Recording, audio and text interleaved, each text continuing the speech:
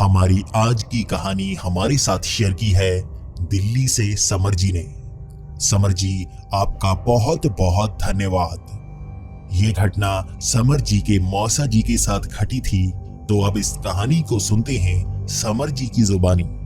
Hello दोस्तों, मेरा नाम समर है और आज मैं आपको अपने मौसा जी के साथ घटी एक सच्ची घटना के बारे में बताने वाला हूँ। मैं दिल्ली में रहता हूँ और मौसा जी मौसी जी के साथ हमारे ही घर पर रहने के लिए आए हुए थे। 2 दिनों तक वो यहीं पर रहे थे और मौसी जी वापस नहीं जाना चाहती थी, लेकिन मौसा जी को शाम के वक्त ही एक कॉल आई कि उन्हें वापस आना ही होगा। अगली सुबह उनकी मीटिंग थी, इसलिए मौसा जी को शाम के वक्त ही घर से जाना पड़ रहा था। वो 6 बजे घर से सारा सामान लेकर गए और उन्हें 8 बजे के करीब बस मिल ही गई। वो दिल्ली से इंदौर की तरफ जा रहे थे और उनकी बस पूरी तरह से भरी हुई थी। वहां पर बैठने के लिए एक भी सीट नहीं बची थी और 8 बजे के करीब वो बस चल ही पड़ी। वो बस आगे बढ़ रही थी, लेकिन मौसा जी को बिल्कुल भी नींद नहीं आ रही थी। उनको अगले दिन की मीटिंग के बारे में ज्यादा ख्याल आ रहे थे, क्योंकि वो काफी परेशानी भरी होने वाली थी। यही कारण था कि वो उसके बारे में सोचते जा रहे थे और अब वक्त रात के 11 बजे का हो गया था। बस काफी देर से चले जा रही थी और अब कंडक्टर ने भी एक जगह पर बस को रोकने का फैसला लिया था। ये एक ढाबा था और बस को ढाबे के काफी बाहर की तरफ रोका गया और सबको कहा गया कि यहाँ पर लगभग 20 से 25 मिनट के लिए ये बस रुकने वाली है। जो भी कोई खाना खाना चाहता है वो वहां पर जाकर खाना खा सकता है। पूरी भरी हुई बस अब कुछ ही क्षणों में खाली हो चुकी थी। सभी लोग बाथरूम के लिए या खाना खाने के लिए ढाबे की तरफ निकल गए थे और बस में सिर्फ कंडक्टर और मौसा जी ही बचे थे, क्योंकि जो भी जाता उसके बाद यहाँ पर बचने वाले को बस में ही रहना पड़ता। मौसा जी परेशानी के कारण खाना नहीं चाहते थे और उन्हें बाथरूम भी नहीं आया था, इसलिए काफी देर तक मौसा जी बस में ही बैठे थे। ड्राइवर वहां से जा चुका था और उसे भी खाना खाना था, लेकिन कंडक्टर को बस को संभालना था, इसलिए कंडक्टर वहां पर रुका हुआ था। कंडक्टर ने मौसा जी को देखा कि वो भी बस में बैठे हुए हैं और वो मौसा जी के पास आया और कहने लगा, अगर आपको ढाबे में नहीं जाना है तो क्या मैं 10-15 मिनट के लिए जाऊं? तो मौसा जी ने कहा, ठीक है, मैं यहीं पर रुकने वाला हूं, तुम जा सकते हो। इसके बाद वो कंडक्टर भी वहां से चल पड़ा। कंडक्टर को गए हुए अभी 5 ही मिनट हुए थे तो मौसा जी ने देखा कि बाहर से एक साड़ी में औरत बस की तरफ चली आ रही थी। उस औरत ने पहले मौसा जी को देखा। मौसा जी एक खिड़की की तरफ बैठे हुए थे। वो मौसा जी के पास बाहर से आई और बातें करने लगी। वो मौसा जी को कह रही थी कि आप कंडक्टर लगते हैं, मुझे बस पर चढ़ा लीजिए, मेरी बस छूट चुकी है और मुझे इंदौर जाना ही होगा। लेकिन मौसा जी उसे समझाने लगे कि बस में ना तो जगह है और वो कंडक्टर थोड़े ना है। आप कंडक्टर से बात कर सकते हैं, लेकिन मुझे नहीं लगता सीट होगी तभी तो आपको बिठाएंगे। उसके बाद वो औरत चुप करके वहीं पर खड़ी हो गई और कंडक्टर का इंतजार करने लगी। और लगभग 5 मिनट बाद मौसा जी ने उस औरत को दोबारा कहा, कंडक्टर काफी देर बाद आने वाला है, आप ढाबे में जाकर पूछ सकते हैं, वहां पर कई लोग होंगे, कोई ना कोई तो बता ही देगा कि कंडक्टर कहाँ है। यहाँ अंधेरे में क्यों इंतजार कर रहे हो? यहाँ कोई जानवर भी तो आ सकता है। लेकिन वो औरत कोई जवाब नहीं दे रही थी, तो मौसा जी नीचे उतरकर उससे बात करने लगे। लेकिन मौसा जी जैसे ही नीचे उतरे, वो औरत दूसरी तरफ देखने लगी। मौसा जी बार बार उसे बुलाने की कोशिश कर रहे थे, लेकिन वो औरत दूसरी तरफ देखे जा रही थी। काफी देर इसी तरह से बुलाने के बाद मौसा जी को थोड़ा सा गुस्सा आ रहा था, क्योंकि वो उसकी मदद करना चाहते थे, लेकिन वो औरत मौसा जी की तरफ देख ही नहीं रही थी। लेकिन बातों ही बातों में मौसा जी की नजर उस औरत के पैरों की तरफ पड़ी। मौसा जी ने देखा कि उसके पैर तो आगे की तरफ ही थे, लेकिन उसका चेहरा उल्टी तरफ था। इस चीज को देखकर मौसा जी बहुत ज्यादा डर चुके थे। मौसा जी जान चुके थे ये कोई साधारण औरत नहीं है और उन्हें यहाँ से भागना चाहिए। मौसा जी बिना सोचे ढाबे की तरफ भागने लगे और वो हांफते हांफते ढाबे में पहुंच गए। मौसा जी को इस हालत में देखकर सभी सवारियां डर चुकी थी और कंडक्टर भी भागकर मौसा जी के पास आ गया था। वो सब मौसा जी से पूछ रहे थे, आखिर हुआ क्या है। क्या कोई चोर वोर आ गया? लेकिन काफी देर तक मौसा जी ने कुछ नहीं बताया क्योंकि उनकी सांस फूल गई थी और आवाज उनके गले से निकल नहीं रही थी। तभी उन्हें पानी पिलाया गया और उनसे पूछा गया। तब मौसा जी ने बताया कि उन्हें एक चुड़ैल नजर आई है जिसके पैर उल्टे थे। इस बात को सुनकर सभी सवारियां काफी डर चुकी थी और सभी इकट्ठा होकर दोबारा बस में गए। तब वहां पर उन्हें कोई औरत नजर नहीं आई और थोड़ी देर बाद वो भरी हुई बस दोबारा से चल पड़ी। काफी आगे जाने के बाद कंडक्टर ने देखा कि मौसा जी की हालत अब थोड़ी सी ठीक हो गई है। तब वो मौसा जी के पास आकर बताने लगा कि यहाँ पर सच में किसी किसी को चुड़ैल नजर आती है और आप खुशकिस्मत हैं कि आप पर उसने हमला नहीं किया। ज्यादातर लोगों पर वो हमला कर देती है, इसीलिए यहाँ अकेले घूमने में हर कोई डरता है। इसके बाद मौसा जी घर आ गए और उन्होंने लगभग 1 महीने बाद हमें इस घटना के बारे में बताया। मौसा जी लगभग 4 दिनों तक बीमार रहे थे और किसी को पता नहीं था कि मौसा जी इस तरह से अचानक बीमार कैसे हो गए। लेकिन 1 महीने बाद जब उन्होंने इस घटना के बारे में बताया तो मौसी जी बहुत ज्यादा गुस्सा हुई थी और कहने लगी थी कि उन्हें अब अकेले कभी इस रास्ते से नहीं जाना चाहिए। हम आज भी जब मौसा जी से मिलने जाते हैं तो दिन के वक्त ही जाते हैं और रात को अब हम कभी उन रास्तों से नहीं जाते। हमारी आज की कहानी हमारे साथ शेयर की है गुजरात से रोहित जी ने। रोहित जी, आपका बहुत बहुत धन्यवाद। तो अब इस कहानी को सुनते हैं रोहित जी की जुबानी। हेलो दोस्तों, मेरा नाम रोहित है और मैं गुजरात के एक छोटे से शहर में रहता हूँ। हमारा शहर ज्यादा फेमस नहीं है, लेकिन यहाँ पर मेरे साथ एक ऐसी घटना हुई थी जिस कारण पूरे शहर में मैं तो मशहूर हो ही गया। मेरी इस घटना पर कई लोग यकीन करते हैं और कई लोग यकीन नहीं करते। ये मैं आप पर छोड़ता हूँ कि आप इस पर यकीन करेंगे या नहीं। तब मेरी पढ़ाई खत्म हो चुकी थी और मैं 1 साल तक घर बैठा हुआ था। मैं हर तरह का काम करना चाहता था, लेकिन सच में मुझे काम मिल ही नहीं रहा था। मेरी पढ़ाई में मम्मी पापा का बहुत ज्यादा खर्च हो चुका था और अब उनके पास कोई पैसा नहीं बचा था। वो सोच रहे थे कि अगर मुझे काम मिल जाएगा तो हमारा घर अच्छी तरह से चलने लगेगा। लेकिन 1 साल तक घर पर बैठने के बाद मैं भी निराश होने लगा था। हमारा सच में फाइनेंशियली बहुत नुकसान हो चुका था और अब हमारे पास खाने के भी पैसे नहीं थे। इसी कारण अब मैं किसी भी तरह का काम चाहता था, लेकिन अंत में मुझे एक काम मिल ही गया। लेकिन ये काम शहर के बाहर था और मुझे एक कब्रिस्तान से होकर गुजरना पड़ता। जाते वक्त मुझे कोई परेशानी नहीं होती, लेकिन आते वक्त बहुत अंधेरा हो चुका होता और यहाँ से बहुत ही कम लोग गुजरते। यहाँ कब्रिस्तान के पास वाली सड़क से कोई नहीं गुजरता क्योंकि लोगों का मानना था कि यहाँ पर भूत प्रेत रहते हैं और उन पर हमला भी कर चुके हैं। लेकिन सबसे डरावनी चीज थी ताई। यहाँ पर कहा जाता है कि एक डायन रहती है जिसका नाम ताई है। मैंने तो यही सुना है। यहाँ से गुजरने वाला हर व्यक्ति यही शब्दों का इस्तेमाल करता है कि ताई मुझे माफ कर देना। यहाँ से गुजरते वक्त हर कोई यही कहता है। यहाँ पर ये सबसे प्रसिद्ध शब्द बन गए हैं क्योंकि कहते हैं डायन यहाँ पर रहती है, उसे लोग ताई कहते हैं। वो आपको खाने के लिए आती है और जब आप उसे ये कह देते हैं कि ताई माफ कर देना तो वो आपको छोड़ देती है। लेकिन सच में मैं इन चीजों पर यकीन नहीं करता और मैं कोई डरपोक इंसान नहीं हूँ। इसी तरह से 1 महीना हो चुका था और मैं वहां पर काम करने लगा था।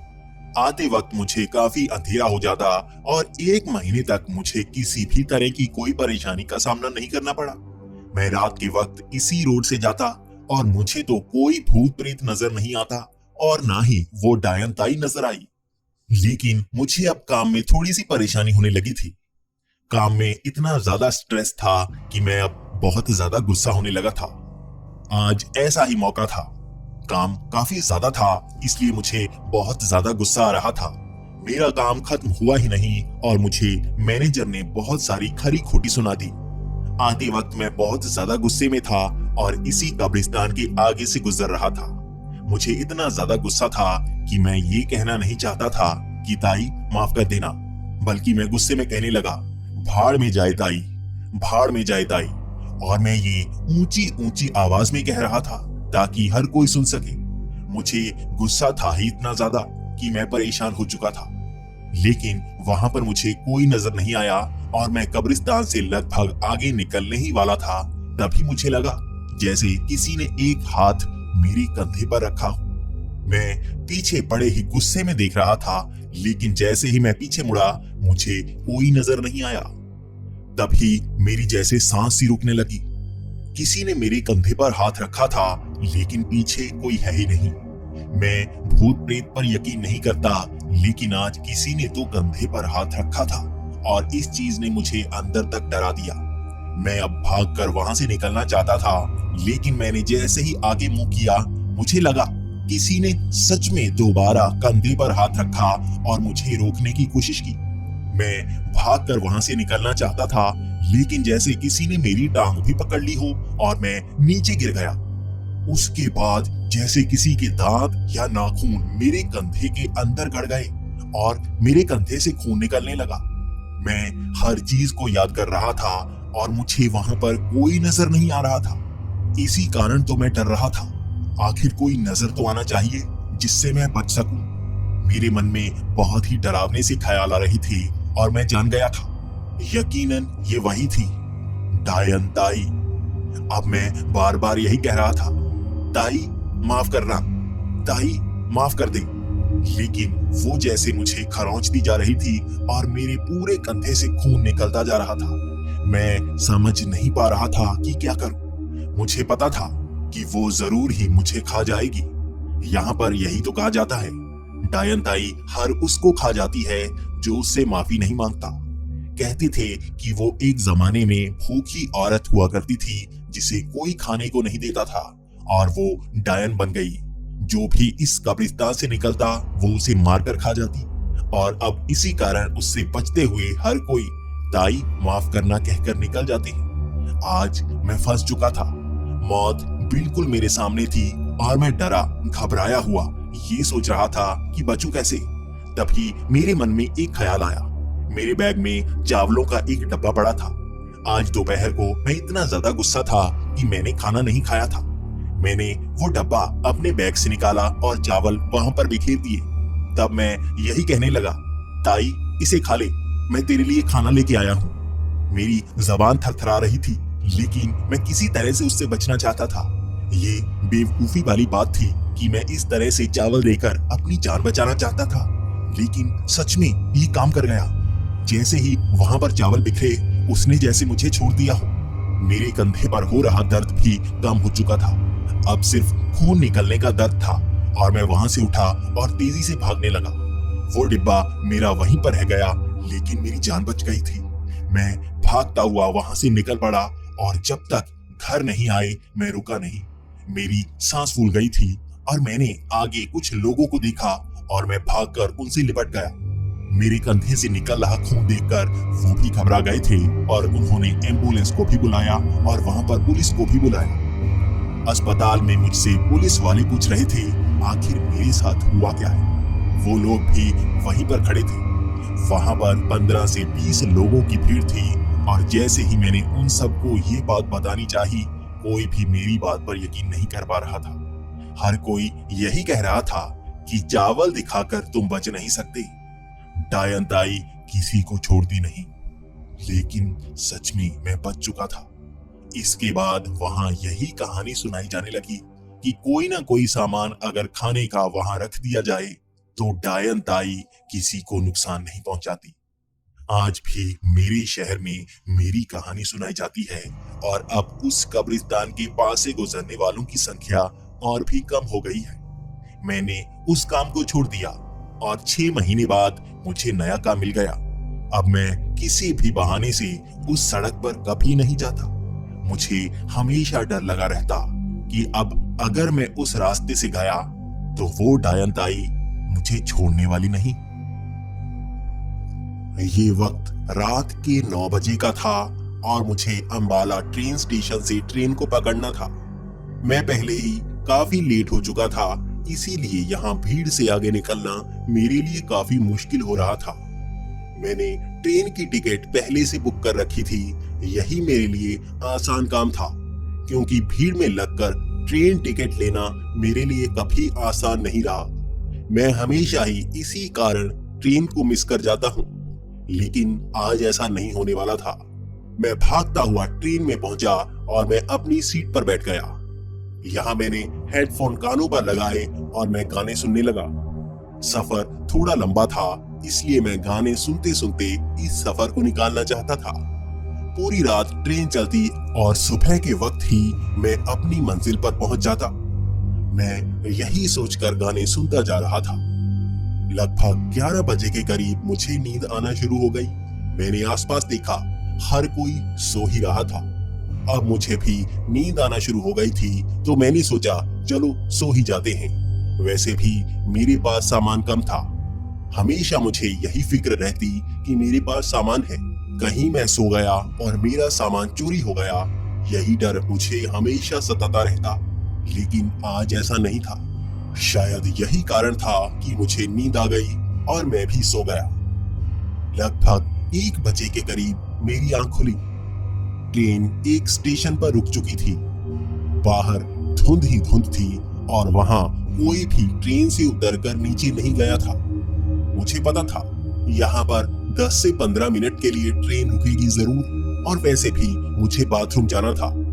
ट्रेन का बाथरूम सच में बेहद ही गंदा था और मुझे यहाँ पर जाने में कभी भी अच्छा नहीं लगता, और मैं बाहर जाकर झाड़ियों में ही बाथरूम करता हूँ। मेरी यही आदत है, या तो मैं ट्रेन स्टेशन पर बाथरूम जाता हूँ या बाहर कहीं झाड़ियों में ही बाथरूम के लिए चला जाता हूँ। आज भी मैंने यही सोचा हुआ था। नींद खुली है तो बाहर जाकर थोड़ी सी हवा खाकर आ जाऊं। ये सोचकर मैं ट्रेन से बाहर निकला और मैंने देखा ये स्टेशन भी काफी अनजान सा लग रहा था। मैं हमेशा ही इस रास्ते से आ चुका हूँ, लेकिन ये स्टेशन मैंने जिंदगी में कभी नहीं देखा था। आसपास की हर चीज अनजान सी लग रही थी, और वैसे भी इस धुंध में दूर तक देखा नहीं जा रहा था। ठंड मुझे थोड़ा सा परेशान कर रही थी, लेकिन अगर मैं थोड़ा सा चल लेता तो मुझ में गर्मी आ जाती और ये ठंड बिल्कुल भी बेअसर लगती। मैं यहाँ पर आसपास किसी से पूछ भी नहीं सकता था कि बाथरूम कहाँ है। यहाँ तो कोई इंसान नजर नहीं आ रहा था। ये स्टेशन भी काफी पुराना लग रहा था। ईंटों की बनी ये दीवारें मुझे बेहद ही पुरानी लग रही थी, लेकिन सच में इस रास्ते में ऐसा कोई स्टेशन नहीं है। पहले तो दिमाग में ये ख्याल आया, कहीं मैंने गलत ट्रेन तो नहीं पकड़ ली। जैसे ही मैंने अपनी ट्रेन की तरफ देखा तो मेरा शक बिल्कुल दूर हो गया।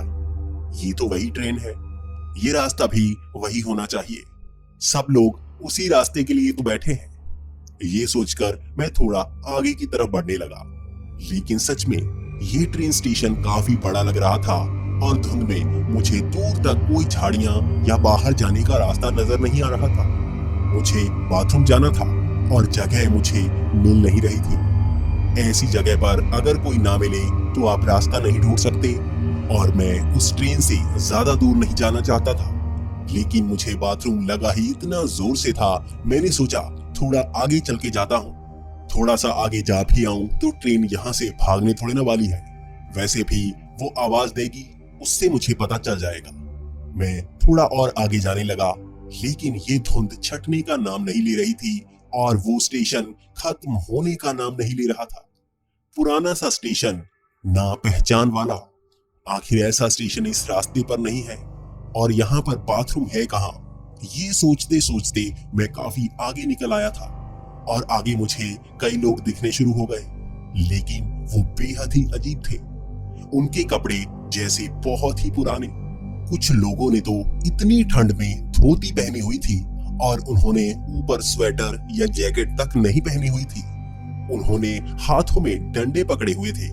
मुझे ऐसा एहसास हो रहा था जैसे मैं बहुत साल पीछे आ गया हूँ। बहुत ही पुराने लोग, जैसे किसी गांव में रहते हों, लेकिन इस रास्ते में ऐसा कोई गांव नहीं आता। यहाँ तो सारे ही डेवलप एरिया हैं। ये लोग बेहद ही पुराने लग रहे थे। वहां आसपास मुझे दुकानें भी नजर आई। ये दुकानें भी बेहद पुरानी लग रही थी। एक दुकान पर तो बर्तन रखे गए थे, और वो भी मिट्टी से बने, बिना पकाए हुए। ये मिट्टी के बर्तन देखकर मैं उस तरफ मुड़ गया। मैं भी इसे देखना चाहता था। मुझे पुरानी चीजें देखनी बहुत ही पसंद है, लेकिन यहाँ पर तो सब कुछ पुराना था। वो लोग भी बेहद ही अजीब, वो जैसे मेरी तरफ देख ही नहीं रहे थे। वो आपस में भी बात नहीं कर रहे थे, बस एक दूसरे को घूरे जा रहे थे। थोड़ी देर में इस शांति ने मुझे परेशान करना शुरू कर दिया। इतने लोगों की भीड़ और बिल्कुल भी आवाज नहीं। धुंध के कारण दूर तक देखा नहीं जा रहा था और ऐसा लग रहा था जैसे ये एक सपना हो। यही सोचकर मैंने उंगली को काटकर ये दर्द महसूस करने की कोशिश की। दर्द हुआ और मुझे पता चला सच में ये सपना थोड़ी ना है। सपने का तो पता चल जाता है, ये बिल्कुल सच था। वो लोग बेहद ही अजीब अब मुझे डराने से लगे थे। वो सब एकदम से मेरी तरफ देखने लगे थे। ऐसा लग रहा था जैसे पुराने लोग बिना बातें किए मेरी तरफ घूरे जा रहे हों, जैसे मैं कहीं और से उनके गांव में आ गया हूं और मैं उनका दुश्मन हूं। वो सब बड़ी ही तीखी सी नजर से मुझे घूरते जा रहे थे। लेकिन अब मैं उनके पास पहुंच गया था और मैंने उनके चेहरे देखे। वो चेहरे आम इंसानों जैसे नहीं थे, वो सड़े हुए चेहरे। उनकी आंखों के नीचे काले गड्ढे और कई के सर पर तो जैसे खून लगा हुआ था। मैं थोड़ा सा घबरा चुका था और मेरे मन में अजीब अजीब ख्याल आ रहे थे। कहीं ये भूत प्रेतों का चक्कर तो नहीं। ये सोचकर मैं ट्रेन की तरफ भागना शुरू हो गया। मुझे ट्रेन पर पहुंचना था। मैं काफी डरा हुआ था, लेकिन सच में वो धुंध खत्म होने का नाम नहीं ले रही थी। मैं वापस ट्रेन की तरफ भाग रहा था, लेकिन जैसे ट्रेन दूर जाती जा रही हो, मुझे कोई आवाज सुनाई नहीं दे रही थी, जैसे मेरे कान बज रहे हो। मुझे बस मध्यम सी आवाज आ रही थी किसी के चलने की, ये जैसे कोई भारी सा ट्रेलर चल रहा हो। मैं ये सब सुनते हुए तेजी से ट्रेन की तरफ भागता रहा था। मुझे सामने वो ट्रेन नजर आई, लेकिन ये मुझे अपनी ट्रेन नहीं लग रही थी। ये तो कोई पुरानी सी ट्रेन थी और ये भाप वाली ट्रेन थी। ये देखकर मैं बहुत ज्यादा डर गया। आखिर इसी पटरी पर तो मेरी ट्रेन खड़ी थी। ये पुरानी ट्रेन कैसे बन गई? मैं उस ट्रेन के जैसे ही अंदर गया तो और ज्यादा सन्न सा हो गया। उस ट्रेन में कोई नहीं था। वो पूरी की पूरी ट्रेन खाली थी और जैसे ही मैंने खिड़की से बाहर देखने की कोशिश की, वो लोग ट्रेन के बाहर आ चुके थे। वो चारों तरफ थे और मुझे घूरे जा रहे थे। तब मैं चीखना शुरू हो गया। मुझे बहुत ज्यादा डर लग रहा था और मैं इनसे बचना चाहता था। मुझे ऐसा लग रहा था ये प्रेत जैसे मुझे दबोचना चाहते हो, ये मुझे मारना चाहते हो। मैं ट्रेन के आगे भागता जा रहा था, लेकिन इस ट्रेन से बाहर आने का रास्ता मुझे नजर नहीं आ रहा था। हर तरफ उन लोगों ने मुझे घेरा हुआ था और वो अब मुझे पकड़ना चाहते थे। मुझे ऐसा लग रहा था जैसे लाशों का झुंड मुझे पकड़ने की कोशिश कर रहा हो। मैं अंदर तक डरा हुआ था। एक छोटी सी जगह से मैं बड़ी मुश्किल से बाहर निकला। उस भीड़ को धक्का देता हुआ मैं एक तरफ निकल गया और मैंने देखा आगे और भी बड़ी भीड़ जैसे मुझे रोकने के लिए तैयार थी। उन्होंने मुझे घेरा हुआ था और मैं चारों तरफ ये देख रहा था कि उनसे बच के मैं भागूं कहां। आसपास धुंध ने रास्ता जैसे रोका हुआ था। ना मेरी नजर दूर तक जा रही थी और ना ही मेरे पैर आगे चलने को मान रहे थे। डरा हुआ, सहमा हुआ मैं वहीं पर बैठ गया। मैं सर पर हाथ रखकर आंखें बंद करके चिल्ला रहा था। मुझे पता था आज मेरी जिंदगी का आखिरी दिन है और वो मुझे दबोचने ही वाले थे। उनके हाथ जैसे ही मेरे सर के ऊपर आए तो मुझे महसूस हुआ किसी ने मुझे हिलाया हो। ये एक ही आदमी का हाथ था। थोड़ी देर तक ऐसे ही हिलाने के बाद जब मैंने ऊपर देखा तो ये एक बुजुर्ग आदमी था। वो मुझसे कहने लगा, तुम यहाँ बैठे आवाजें क्यों लगा रहे हो? किसी से डर गए हो क्या? चलो ट्रेन में बैठो, जाने का वक्त हो गया। मैंने देखा मेरे सामने हमारी ट्रेन थी। ये वही ट्रेन थी जिससे मैं आया था, लेकिन थोड़ी देर पहले ही यहाँ पर वो पुरानी ट्रेन खड़ी थी और वो मुर्दों का झुंड भी वहां से गायब हो चुका था। ये मैं चारों तरफ देख रहा था। आसपास उस धुंध में मुझे वो भीड़ नजर नहीं आई। मैं भागता हुआ ट्रेन में अपनी सीट पर बैठ गया और मैं घबराया हुआ था। मैं आसपास उन लोगों को देख रहा था जो पहले भी उस ट्रेन में मौजूद थे। मैं हर किसी का चेहरा देखने की कोशिश कर रहा था। मैं ये देख रहा था कि इनमें से कोई वैसी शक्ल वाला तो नहीं, कहीं वो मुर्दे यहीं पर आकर तो नहीं लेटे। मैं इतना ज्यादा डर चुका था कि मुझे होश ही नहीं रहा। मैं घबराया हुआ पसीने से तरबतर हो गया था और मुझे देखकर एक आदमी उठकर मेरे पास आ गया और वो मुझसे बात करने लगा। मेरे आसपास कई लोग आ चुके थे।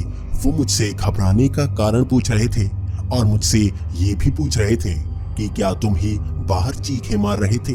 सब लोग डर गए थे और मैंने उनको सच बताना शुरू कर दिया। वहां ट्रेन में बिल्कुल सन्नाटा सा छा गया। हर कोई यही कह रहा था कि यहाँ ऐसी घटनाएं सुनाने वाले कई लोग आते हैं। कई लोगों के साथ ऐसा होता है, लेकिन ये कई दशकों बाद ही होता है।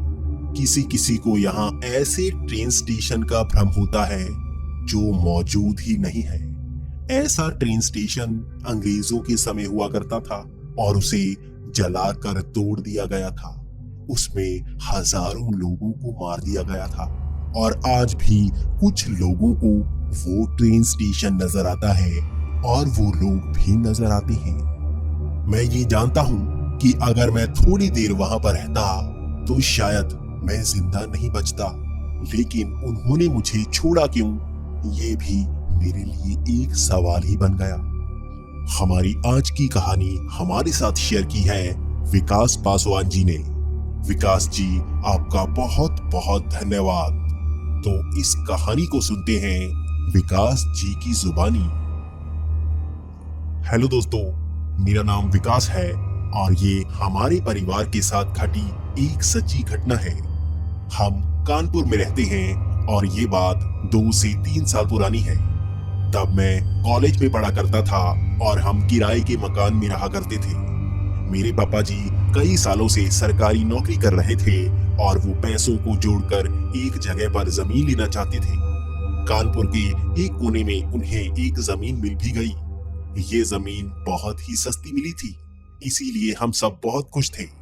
जमीन के ऊपर मकान बनाने में अब ज्यादा खर्चा नहीं आने वाला था, क्योंकि जमीन की कीमत ज्यादा होती है, जिससे घर की कीमत भी बढ़ जाती है। लेकिन हम खुद हैरान थे, पापा ने इतने सस्ते में इतनी बड़ी जमीन कैसे ले ली। पापा जी खुद बता रहे थे कि उन्हें एक ब्रोकर मिला जिसने सस्ते में ये जमीन उन्हें दिलवा दी थी। हम सब बहुत खुश थे। अब हम जल्द ही उस पर मकान बनाने का काम शुरू करने वाले थे। अब पापा की रिटायरमेंट भी आ गई थी और पापा कह रहे थे कि जैसे ही वो रिटायर होंगे वो सीधा ही मकान बनाने में लग जाएंगे। रिटायरमेंट भी हुई और पापा ने अगले ही दिन से मकान बनाने का काम शुरू कर दिया। अब पापा हर सुबह निकल जाते और वहां पर मकान बनाने का काम साथ ही करवाते। वो कभी कभी ईंटें उठाने का काम भी करते और रात के वक्त रखवाली के लिए भी कभी कभी रुकने की बात करते। लेकिन 3 से 4 दिन बाद ही पापा कहने लगे थे कि उन्हें आसपास के लोग उस जगह के बारे में कई चीजें बता रहे हैं। पापा घर आकर बताते कि लोग कहते हैं कि ये जमीन भूतिया है और यहाँ पर कई लोग पहले भी परेशान हो चुके हैं। ये जमीन आसपास से तो खरीदी जा चुकी है, लेकिन इस प्लॉट को कोई खरीद नहीं रहा था। पापा इन बातों को दकियानूसी बताया करते थे और घर में उन लोगों की हंसी उड़ाया करते थे। लेकिन थोड़े ही दिनों बाद जैसे ही नींव का काम हुआ, उसके बाद अब पापा को वहां पर रुकना था। वहां पर नींव भरी जा चुकी थी और अब ईंटें लगाने का काम शुरू हो चुका था। वहां कभी कभी कोई मजदूर भी रुकता और ज्यादातर पापा ही वहां पर रुकने की कोशिश करते। लेकिन 1 हफ्ते बाद ही पापा घर को आ गए और वो कहने लगे कि एक नया मिस्त्री रखा गया है जो वहां पर आज रात सोएगा। पापा उसके लिए खाना दे आए थे और वो आज रात वहीं पर अकेला रुकने वाला था। इससे पहले पापा हमेशा वहां रुकते थे और वहां 2-3 लोग होते थे जो रात को बातें करते हुए वक्त बिताते। लेकिन आज वो मिस्त्री अकेला ही वहां पर रुकने वाला था। अगली सुबह जब पापा वहां पर गए तो उन्हें बहुत ही दुख भरी खबर सुनने को मिली। वो मिस्त्री वहीं पर मरा पड़ा था। बाद में पुलिस को बुलाया गया और जब सबको इस बात का पता चला कि वो दिल का दौरा पड़ने से मरा है तो सब हैरान थे। वो बहुत ही सेहतमंद मिस्त्री था और इससे पहले उसे कभी दिल का दौरा नहीं पड़ा था। इसी कारण तो वो यहाँ पर रुकने को राजी हो गया था। लेकिन ये बहुत ही बुरा हुआ था। उसकी मदद करने के लिए भी आसपास कोई नहीं था। आसपास सारे प्लॉट बिक तो चुके थे, लेकिन वहां पर कोई मकान नहीं बना रहा था। और आसपास के इलाकों को देखें तो हमारा मकान ही सबसे पहले बनने लगा था। कुछ दिनों तक वहां पर काम नहीं हुआ, लेकिन अब हमें मकान बनाने का काम फिर से शुरू करवाना था। उसके बाद नए मिस्त्री को लाया गया और आसपास के कई लोग नए मिस्त्री को बहुत ज्यादा डराने लगे थे। वो कह रहे थे कि यहाँ पर रात को भूतों का बसेरा होता है, इसीलिए उस मिस्त्री की मौत हुई है।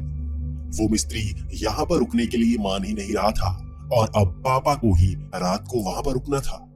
पापा खुद वहां पर रुकने को तैयार तो थे, लेकिन वो कह रहे थे कि घर पर जाना भी जरूरी होता है, इसीलिए तो वो उनको पैसे दे रहे हैं। लेकिन कोई भी वहां पर रुकने को मान नहीं रहा था। यही कारण था कि शाम के वक्त ही पापा खाना पैक करवाकर वहां पर जाने के लिए तैयार हो गए। हम खुद पापा को रोक रहे थे क्योंकि आसपास वहां कोई नहीं है, लेकिन पापा कह रहे थे कि रात को वहां पर रखवाली तो करनी ही पड़ेगी। वहां पर बहुत सारी बजरी पड़ी है, इसी के साथ ईंटें भी पड़ी है। हो सकता है रात के वक्त कोई ना कोई उठा कर ले जाए। किसी ना किसी को वहां पर रुकना तो पड़ेगा ही। इतना कहकर शाम के 7 बजे पापा वहां के लिए निकल पड़े। मेरे मन में बहुत ज्यादा डर था क्योंकि मैं इन बातों पर यकीन करता था। हमारे कॉलेज में कई लोग ऐसी कहानियां सुनाया करते थे। मैं इसी कारण डरा करता था, लेकिन पापा इन बातों पर यकीन नहीं करते, इसलिए वो आज निकल चुके थे। हम उस रात बहुत ही डरते हुए सोए थे। अगली सुबह हमें बुरी खबर सुनने को मिल ही गई। अगली सुबह जब मजदूर वहां पर आए तो उन्हें पापा बेहोश मिले। उनके सर पर चोट के निशान थे और उनके शरीर पर भी खरोंच के निशान थे। पापा को अस्पताल में ले जाया गया और वहां पर उनका इलाज हुआ। पहले तो पापा बहुत ज्यादा डरे हुए थे और वो किसी को बता नहीं रहे थे, लेकिन जब हम उनके पास आए तो वो हमें हल्की सी आवाज में बताना शुरू हो गए। वो कह रहे थे कि ये जमीन सच में भूतिया है। मुझे किसी चोर ने नहीं मारा, बल्कि मैंने खुद वहां पर भूतों को देखा है। वो वहां पर चल रहे थे। पहले उन्हें लगा कि वहां पर कुछ लोग हैं जो बैठे हुए हैं, तो पापा उन्हें वहां से भगाने के लिए गए। तब पास में जाकर उनको पता लगा कि वो साधारण इंसान नहीं थे, बल्कि वो तो प्रेत थे जो उनकी आंखों के सामने हवा में उड़ने लगे थे और उन पर हमला करने लगे थे। पापा ने खुद बताया कि लगभग 10 से 15 सेकंड्स में ही उनको होश नहीं रहा। वो उन पर हमला कर रहे थे और दर्द के मारे वो बेहोश हो गए। पापा इस बात से खुश थे कि वो जिंदा बच गए और वो भी इस बात पर यकीन करने लगे थे कि उस मिस्त्री की मौत दिल का दौरा पड़ने से नहीं हुई, बल्कि इन प्रेतों के कारण वो इतना डर गया होगा कि उसे हार्ट अटैक आ गया होगा। इसके बाद हमने भी वहां पर घर बनाने का मन बिल्कुल बदल दिया। हम नहीं चाहते थे कि हम उस जगह पर रहें जहां पर भूत प्रेतों का बसेरा है। हमने वहां से ईंटें भी उठवा ली और बजरी भी उठवा ली। वो प्लॉट वैसा ही छोड़ दिया। लगभग उसके 6 महीने बाद वहां पर कंस्ट्रक्शन का काम शुरू हुआ। आसपास की जमीन किसी बड़े से बिजनेसमैन ने खरीद ली थी और वो वहां पर फैक्ट्री बनाना चाहता था। उसने हमारी जमीन भी खरीद ली और हमने तो खुशी खुशी वो जमीन उसे दे दी। कीमत हमें थोड़ी कम मिली, लेकिन हम खुश थे, हमें कुछ पैसे तो मिले। उस फैक्ट्री को बनाने के लिए वहां पर अंदर तक खुदाई की जानी थी, तो खुदाई में नीचे कई शरीर की हड्डियां मिली और उसके बाद सबको पता चला कि बहुत पुराने जमाने में इस जगह पर कब्रिस्तान हुआ करता था और हमारा प्लॉट उसी जगह के ऊपर था। आज हम इन बातों पर यकीन करने लगे हैं। हम जानते हैं कि वहां पर भूत प्रेतों का साया क्यों है। उस फैक्ट्री के मालिक ने वहां से सारी हड्डियां निकलवा दी और वहां पर झाड़ फूक और पूजा भी करवाई। आज कहा जाता है कि वहां पर भूत प्रेत का साया नहीं है, लेकिन हम अब भी उधर जाने से डरते हैं और रात के वक्त भी फैक्ट्री में कोई नहीं रुकता। हेलो दोस्तों, मेरा नाम रजत है और ये मेरे साथ घटी जिंदगी की सबसे डरावनी घटना है। ये वक्त शाम के 7 बजे का होगा। यहाँ सर्दियां चल रही थी, इसीलिए अंधेरा भी हो चुका था। मुझे नारायणगढ़ के लिए बस पकड़नी थी और यहाँ पर 6 बजे के बाद मिनी बस ही आती है। लेकिन उससे भी ज्यादा परेशानी वाली बात ये कि आगे सड़क का काम चल रहा था और बहुत सालों बाद ये सड़क बनने वाली थी, तो उसे पूरी तरह से बंद कर दिया गया था। अब ये बस नए रूट से होकर गुजरती और ये गांव के बीच से होकर गुजरती। ये बिल्कुल नए नए गांव के रूट थे और मैं जिंदगी में उन गांव में कभी नहीं गया था। धीरे धीरे सारी सवारियों से वो बस भर चुकी थी और बस लगभग 7:15 बजे चल पड़ी। आज मुझे अलग सा एहसास हो रहा था, क्योंकि ये बस मैं हमेशा पकड़ा करता था और वो मेन रूट से जाती और सड़क भी टूटी फूटी होती। लेकिन अब ये गांव से गुजर रही थी और कहीं कहीं पर तो सड़क बहुत ज्यादा छोटी हो जाती और बस को बहुत ही धीरे धीरे से निकालना पड़ता। जैसे जैसे आगे नए नए गांव आते गए, सवारियां उतरती जा रही थी। चलते वक्त ये बस खचाखच भरी हुई थी। अब धीरे धीरे सवारियां उतरती गई। एक बड़ा गांव जैसे ही आगे जाकर आया, लगभग सारी सवारियां उतर चुकी थी। वहां बस में सिर्फ 3 ही सवारियां बची थी और आगे का रास्ता काफी लंबा बचा था। अब वक्त भी 8:30 का हो चुका था। वैसे मेरे गांव से नारायणगढ़ का सफर 2 घंटे का हुआ करता था, लेकिन अब यहाँ पर काफी ज्यादा समय लगने वाला था, क्योंकि बस को तेज चलाया जा ही नहीं रहा था। गांव के बीच से छोटे रास्तों से बस को निकालना बेहद मुश्किल हो रहा था। लेकिन अब सफर में ज्यादा गांव नहीं आने वाले थे, इसीलिए सारी सवारियां उतर चुकी थी। अब सीधा आगे नारायणगढ़ ही आने वाला था, लेकिन ये सफर काफी मुश्किल था। यहाँ पहाड़ियों से छोटे रास्तों से होकर गुजरना पड़ता। यहाँ पर आसपास कोई गांव नहीं था, बिल्कुल वीरान जगह। जब भी हम मेन सड़क से आते तो वहां पर लाइट्स लगी होती और वो चौड़ी सड़क होती, लेकिन ये रास्ता बेहद ही छोटा था, तो हमें भी बहुत ज्यादा डर लग रहा था। इन छोटी बड़ी पहाड़ियों पर कोई नहीं रहता और मेरे मन में यही ख्याल आ रहा था कि अगर बस यहाँ पर खराब हो जाए तो ठीक करवाने के लिए भी बहुत मेहनत लगेगी, क्योंकि आसपास कोई नहीं है, ना तो कोई दुकान ना ही कोई गांव। यहाँ पर इतना अंधेरा था कि बस के आसपास कुछ नजर नहीं आ रहा था। मुझे तो बस कुछ झाड़ियां ही नजर आ रही थी। उससे आगे जाकर वही हुआ जिसका मुझे डर था। बस को बीच सड़क में रोका जा चुका था। तीनों सवारियां उस बस ड्राइवर को यही पूछ रही थी कि बस को बीच में क्यों रोका गया है, लेकिन कंडक्टर ने तभी हम सबको बता दिया कि एक टायर पंक्चर हो चुका है और उसे रिपेयर करने में 15 से 20 मिनट का समय लगेगा, इसीलिए हमें बस में ही बैठे रहना होगा। ये हमारे लिए अच्छी बात थी। वैसे अगर टायर को बदला जाए तो सवारियों को नीचे उतरना पड़ता है, लेकिन ऐसी वीरान जगह पर वो हमें नीचे नहीं उतारना चाहते थे। लेकिन जिस साइड का बस का टायर बदलना था, हमें उसके हम सबको उसकी दूसरी साइड पर बैठना था। इसीलिए तीनों सवारियां अलग अलग जगह पर बैठ चुकी थी। अब धीरे धीरे वो बस को ठीक कर रहे थे और पीछे से सामान निकाल रहे थे, लेकिन हम दूसरी साइड देखे जा रहे थे। तभी हमारी नजर आगे एक औरत पर पड़ी जो सफेद साड़ी में हमारी तरफ आ रही थी। वो बूढ़ी सी औरत लग रही थी और कांपते कांपते हमारे नजदीक आ रही थी।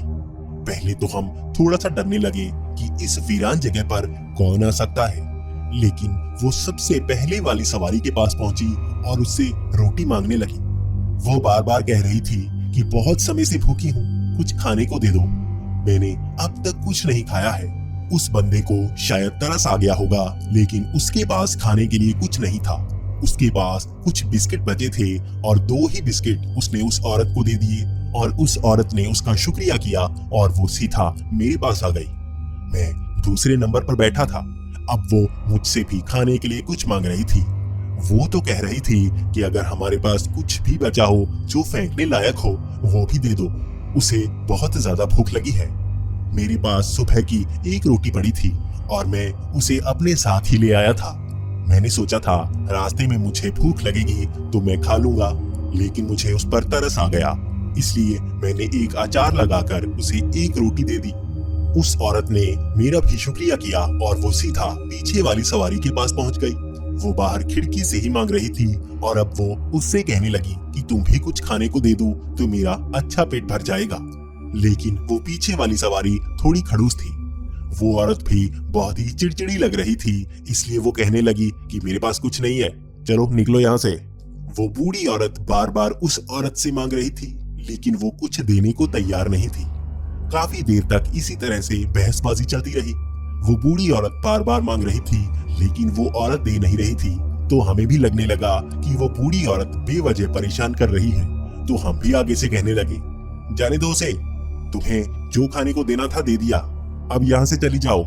लेकिन वो बूढ़ी औरत बात मान ही नहीं रही थी। इसके बाद वो पीछे बैठी औरत उसको चिल्लाने लगी और धक्का मारने लगी, लेकिन उसने जैसे ही अपना हाथ उसकी तरफ बढ़ाया तो बूढ़ी औरत ने उसका हाथ पकड़ लिया। उसने बहुत ही जोर से उसका हाथ पकड़ा था, तो वो औरत चिल्लाने लगी थी। वो हमसे मदद मांगने लगी थी। हम भी भागते हुए बस से बाहर उतरना चाह रहे थे, लेकिन हमारी नजर जैसे ही उस बूढ़ी औरत के चेहरे पर पड़ी तो वो जैसे बदला बदला सा था। उसकी आंखें बिल्कुल सफेद थी और उसके बाल जैसे उड़ने लगे थे। वहां पर हवा बिल्कुल नहीं चल रही थी, लेकिन वो डरावना सा चेहरा देखकर हम सब डर चुके थे। वो कोई साधारण बूढ़ी औरत नहीं हो सकती। वो तो जैसे कोई चुड़ैल या डायन लग रही थी और हम भी बहुत ज्यादा घबरा चुके थे। हम दोनों ने बाहर निकलना सही नहीं समझा और हम उस औरत को पकड़कर खींचने लगे। हम उसे इसी तरह से बचा सकते थे। हमने पूरा जोर लगाया और उसकी बाजू को खींच ही डाला, लेकिन हम सब हैरान थे। उस बूढ़ी औरत ने उस औरत को इतनी जोर से पकड़ा था कि उसके बाह से खून निकलना शुरू हो गया था, जैसे उसने अपने नाखून उसके पूरे हाथ में गड़ा रखे थे। उसके हाथ में जैसे बहुत बड़े कट लग चुके थे और उससे बहुत ही तेज खून निकल रहा था। हम चिल्लाने लगे थे तो बस कंडक्टर और बस का ड्राइवर भी भागकर बस के अंदर आ चुके थे। वो उस औरत को देखकर घबरा चुके थे। वो हमसे पूछने लगे, आखिर इसे हुआ क्या है? तो हमने भी बाहर की तरफ इशारा किया और उस बूढ़ी औरत को दिखाते हुए ये कहा कि इसने इसके हाथ को छील कर रख दिया है। लेकिन जैसे ही हम बाहर देखने लगे, वो बूढ़ी औरत जैसे आंखों के सामने से ओझल हो चुकी थी।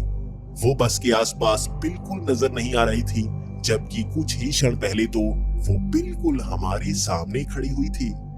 लेकिन ये बातें सुनकर जैसे कंडक्टर और ड्राइवर भी बहुत ज्यादा घबरा चुके थे और उन्होंने कहा कि 2 ही पेज बचे हैं, जल्दी से बस को निकालो, आगे जाकर ठीक करेंगे। इतना कहने के बाद वो बस को चलाने लगे। वो बस को ऐसे ही चला रहे थे जबकि उनका एक टायर बाहर ही पड़ा था, उसे अंदर रखा ही नहीं गया और वो बस को ऐसे ही भगाने लगे। इसी तरह से वो सफर निकला और हम नारायणगढ़ पहुंच ही गए। नारायणगढ़ की सड़कों पर वहां रोशनी बहुत थी और उसी रोशनी में बस को रोका गया और 2 पेज जो बचे थे उसे कसा गया और उसके बाद बस को उस बस स्टैंड पर ले जाया गया। उस औरत को अब अस्पताल में ले जाना था, लेकिन हम उस बस ड्राइवर और कंडक्टर से ये पूछ रहे थे कि वो इतना घबरा क्यों गए थे। आखिर उन्होंने बस को ऐसे ही क्यों चला लिया? वो औरत थी कौन? क्या वो वहां पर कोई भूत प्रेत थी? तब उन्होंने पूरी कहानी बताना शुरू कर दिया। उन्होंने बताया कि यहाँ पास में ही एक छोटा सा गांव हुआ करता था और उसी के पास एक मंदिर हुआ करता था। यहाँ पर कुछ ही लोग रहा करते थे। कहते हैं कि वहां पर एक बूढ़ी औरत भूख से मारी गई थी। उसको किसी ने खाने के लिए एक रोटी तक नहीं दी थी। कई दिनों तक भूख से तड़प तड़प कर उसकी मौत हो गई थी। कहते हैं उसकी आत्मा तब से वहां भटक रही है और वो एक चुड़ैल बन गई है। वो पूरा गांव उसने उजाड़ दिया और किसी को जिंदा नहीं छोड़ा। उसने उस मंदिर को भी बर्बाद करके रख दिया। कहते हैं कि वो बूढ़ी औरत आज भी इन सड़कों पर दिखती है, इसीलिए यहाँ से कोई नहीं गुजरता। हमारी भी मजबूरी थी, मेन सड़क बंद थी, इसलिए इस बस को यहीं से गुजरना पड़ा, वरना हम यहाँ से कभी नहीं लाते। कहते हैं कि वो हर किसी से खाना मांगती है और जो उसे खाना नहीं देता वो उसे जिंदा नहीं छोड़ती। हम सब इतने सारे थे, इकट्ठे थे, इसलिए बच गए। अगर कहीं कोई अकेला यहाँ से गुजरता और उसे खाना ना देता तो वो जिंदा नहीं बच सकता था। इसके बाद उस औरत को अस्पताल ले जाया गया और हम सब ने भी एक सबक सीख ही लिया।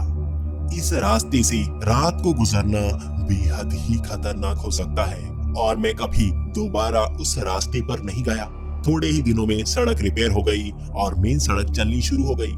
मैंने दोबारा उस सड़क का सफर जिंदगी में कभी नहीं किया और मैं हर किसी को यही बताता हूँ कि उस सड़क से कभी नहीं गुजरना है।